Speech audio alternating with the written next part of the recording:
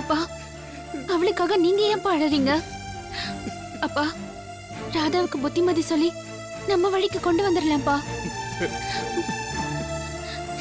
ராதா, பாத்தியா அப்பா எப்படி அழறாருன்னு? எல்லாம் எல்லாம் உன்னாலதான். ஒரு அயோக்கியம் கூட பழக்கம் வச்சதுனால இப்ப நம்ம குடும்பத்தோட நிம்மதி, சந்தோஷம் எல்லாமே போச்சு. சமந்தி, நீங்க மனசை தேத்திக்கோங்க. கொஞ்சம் அமைதியா இருங்க.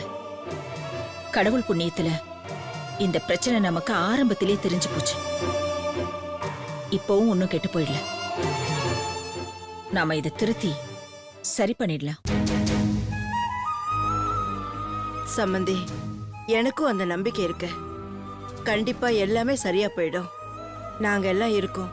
நீங்க தைரியமா இருங்க. நான் என் தினேஷ் கிட்டே போறேன். ராதா, சீதா, நிறுத்து. ஒரு வயசுக்கு வந்த பொண்ணை இப்படி கை நீட்டி அடிக்கிறது தப்புமா? அடிக்காத. அவன் ஒரு அயோக்கியன். அவன் கிட்ட ராதாவை விட்டுட்டு இவளை பலியாக்க முடியாது. ராதா, கல்பனை பண்ண அதே தப்பதான் நீயும் பண்ணிருக்க. அவன் விரிச்ச வலையில நீ சிக்க கூடாது. சம்பந்தி, நீங்க யாரும் கவலைப்பட வேண்டாம். அவளுக்கு உங்களை பத்தி எதுவும் தெரியாது. நான் அவளுக்கு எடுத்து சொல்றேன்.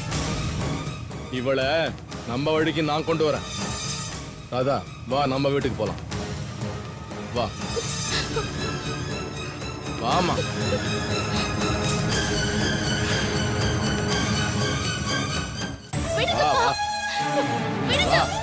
வாமா.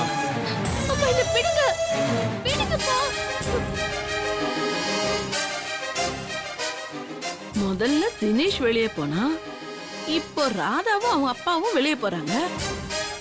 ராதாவை ஏன் அழைச்சிட்டு போறாங்க? இப்ப போக போக மர்மம் அதிகமாயிட்டே போகுது.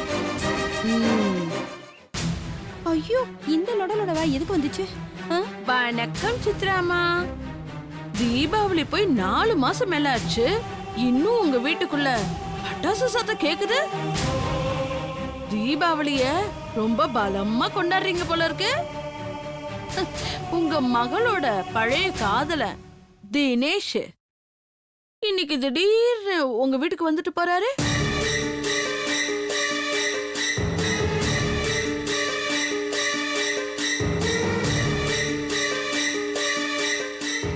ஒருவேளை சரண் சரியில்லைன்னு மறுபடியும் கல்பனாவ தினேஷுக்கே கல்யாணம் பண்ணி வைக்கலான்னு முடிவு பண்ணிட்டீங்களோ?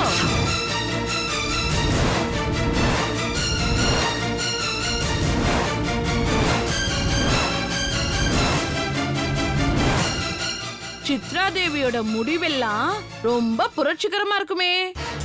மாலதி, உன் நாக்க கொஞ்சம் அடக்கி வைக்கிறியா? அப்புறம் உள்ள வரும்போது வெளியில ராதாவை பார்த்தேன்.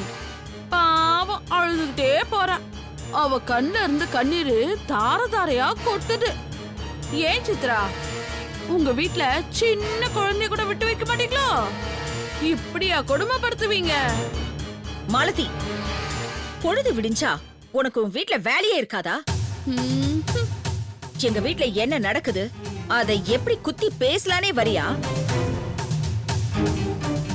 எங்க வீட்ல எப்பெல்லாம் பிரச்சனை நடக்குதோ அப்பெல்லாம் மோப்பம் புடிச்சிட்டு வந்துடுற. இத விட்டு மாலதி. போக போற காலத்துல கொஞ்சம் புண்ணிய சேர்க்கிற மாதிரி ஏதாவது வேலை இருந்தா போய் பாரு. எனக்கு என்ன வேலை இல்லாமலா இருக்கேன்? என் வேலையே எனக்கு செய்ய நேரம் இல்ல. ஏதோ பக்கத்துல இருக்கீங்களே, உங்களுக்கு பிரச்சனையா இருக்கும்போது போதவளான்னு வந்தேன்.